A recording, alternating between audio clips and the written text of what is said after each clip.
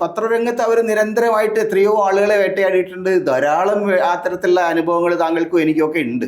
പക്ഷേ ഇവിടെയുള്ളൊരു പ്രശ്നം, ആ, സ്മൃതി പരുത്തിക്കാട് കേരളത്തിലെ പത്രപ്രവർത്തകയാണ്. പക്ഷെ അവരുടെ പിതാവിനോട് എന്ത് തരത്തിലുള്ള വിഷയത്തിന്റെ അടിസ്ഥാനത്തിൽ ഇവർ ഈ അറ്റാക്ക് നടത്തുന്നത് ഒരു ധാർമ്മികമായ ചോദ്യമുണ്ട്.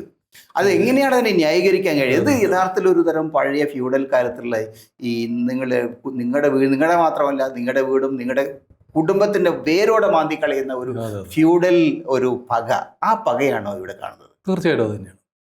ഒരു സിദ്ധാർത്ഥം പരുത്തിക്കാടിനെ ആക്രമിക്കേണ്ട യാതൊരു കാര്യമില്ല. പക്ഷേ സ്മൃതി പരുത്തിക്കാടിനോടുള്ള ദേഷ്യം തീർക്കാൻ വേണ്ടി സിദ്ധാർത്ഥം പരുത്തിക്കാട് അതിന് ഉത്തരവാദിയാണെന്ന് പറയുന്ന രീതിയാണ്. യഥാർത്ഥത്തിൽ സിദ്ധാർത്ഥൻ്റെ കാര്യത്തിൽ കേരള സാഹിത്യ അക്കാദമിയുടെ വിശിഷ്ടാംഗത്വം കിട്ടിയ ഒരാളാണ് സിദ്ധാർത്ഥം പരുത്തിക്കാട്. ഗവൺമെന്റ് ഉള്ളപ്പോൾ തന്നെയാണ്. പിണറായി വിജയൻ മുഖ്യമന്ത്രി ആയിരിക്കുന്ന ഗവൺമെന്റ് മുമ്പാണ് അദ്ദേഹത്തിന് കിട്ടിയിരിക്കുന്നത്.